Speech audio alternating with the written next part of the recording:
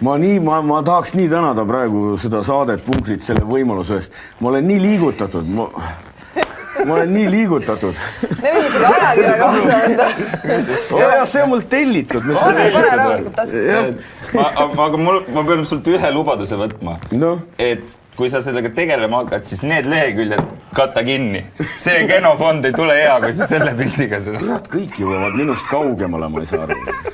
Aga me tunneme seda kirjastajat, me võime sinu ka organiseerida fotoseeria. Ei ole hullu. Aitäh, Markus! Niimoodi näeb välja siis tõeline Eesti selline rockimees, naistemurdja ja kõik Koit Toomed ja kes te seal olete, teadke nii või naa, et laula, mis sa laulad, aga nikutöll tuleb ikka metsast.